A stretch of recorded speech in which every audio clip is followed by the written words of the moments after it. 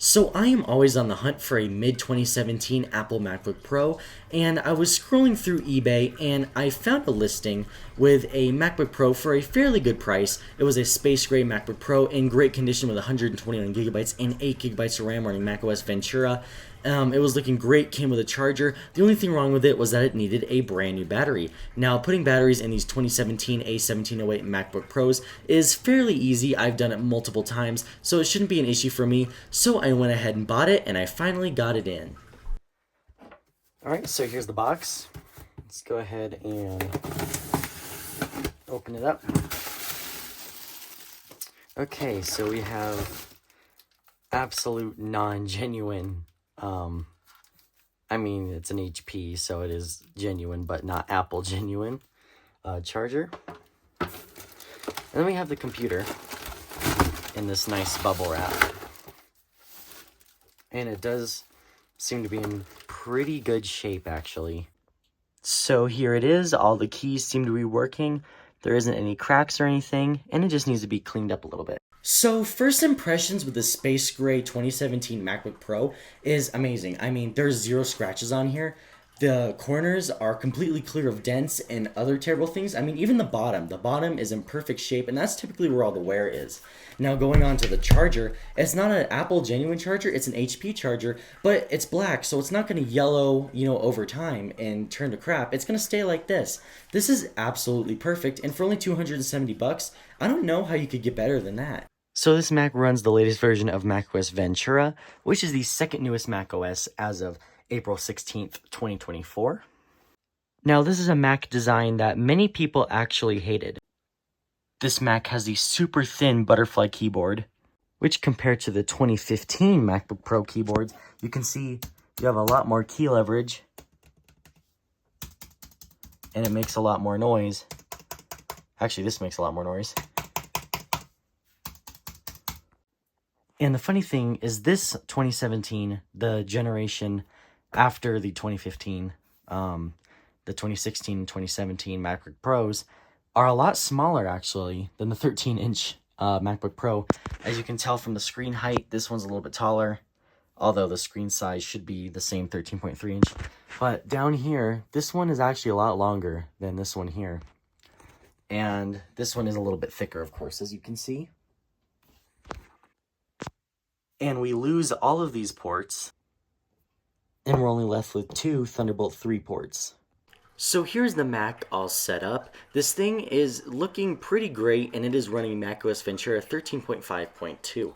Now, as you can see, this is the 2.3 gigahertz dual-core Intel Core i5 model with the Intel Iris Plus graphics and 8 gigabytes of RAM. Now, this thing has the 13-inch display and has 128 gigabytes of SSD storage. So even with this Mac only having 273 cycle counts, these batteries in this model are known to be really crappy and degrade really quickly. So that is why a lot of the time you will see these computers have bad batteries, especially if they're not used or if they're overused too much.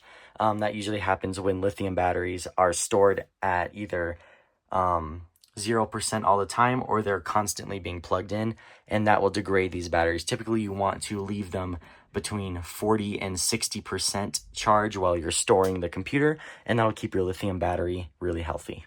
So this is the Coconut battery software, and this tells you exactly what the battery health is of the computer. It also tells you the manufacture date of the laptop and the battery itself, and tells you how much percent that the lithium battery will hold.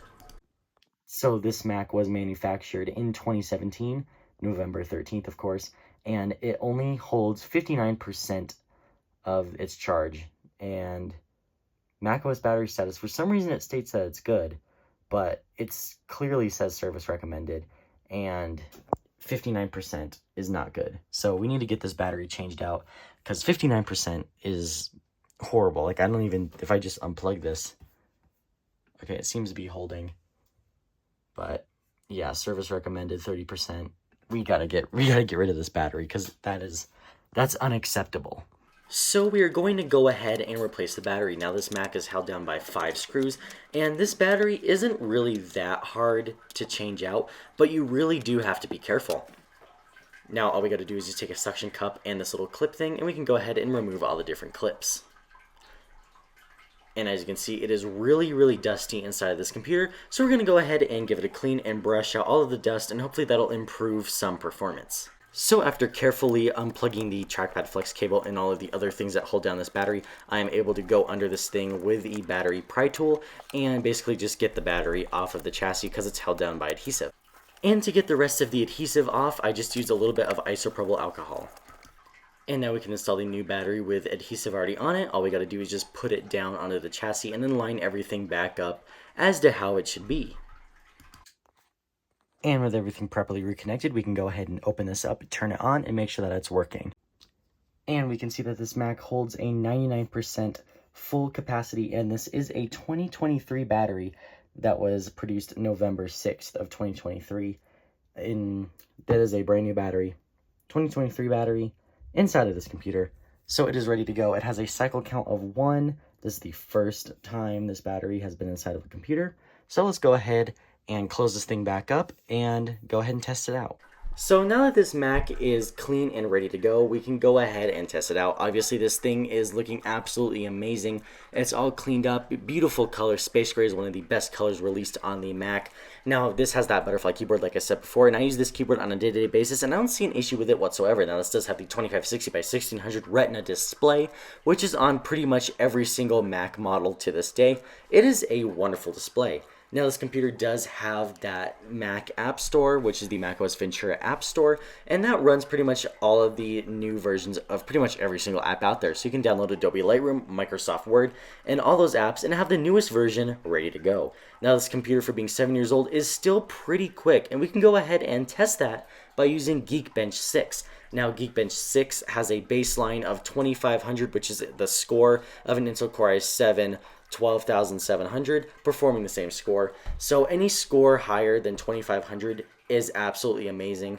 So we're going to go ahead and test this out with the Geekbench, and we're going to go ahead and see what we get. Now, that is the score for the GPU, which is our OpenCL score. So we'll go ahead and see what happens.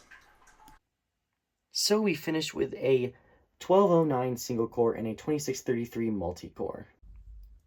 And we get a 6460 OpenCL score on the GPU, which is almost double than the 2015 MacBook Pros. So this definitely does outperform the 2015 MacBook Pro and probably outperforms the 2016 as well. This is definitely a great computer, and it is definitely a great computer that will work perfectly fine in 2024.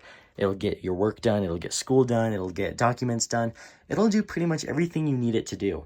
So this is one of my favorite Mac models, and it is also a good selling Mac model for the business that I do. I sell computers all the time, and I've actually sold a good amount of these, and actually the last one that I did sell, apparently it got stolen from the guy, like not even 24 hours later, which is really horrible, and it did have a brand new battery as well. However, though, this one is ready to go, and if you're looking for a computer for under 300 bucks, this is the way to go. I mean, you can find these online all over the place. You can find them on your local Facebook marketplace. You can find them pretty much everywhere. And I mean, I bought this for 189 bucks, put a brand new battery in it, and it probably cost about 240 bucks total. And that's for a Retina MacBook with USB-C, space gray, brand new battery with a charger for under $250. That is amazing. So you can find a great computer like this if you're looking for something for school or just for, work around your house. This is perfect. And if you're looking for something for more like, video editing and music, I recommend you go for the Intel Core i7 and the 16 gigabyte version. That one will cost you a little bit more, but it'll be so much more worth it. This is the Intel Core i5 with 8 gigabytes of RAM. It's not bad, but it's meant for more productivity rather than like music creation, video editing, all that type of stuff. If you're going to do some heavy stuff like that and you're looking for a cheaper laptop, get an Intel Core i7 with 16 gigabytes of RAM. Thank you guys for watching. This is a great computer. I appreciate it, and I'll see you guys in the next video.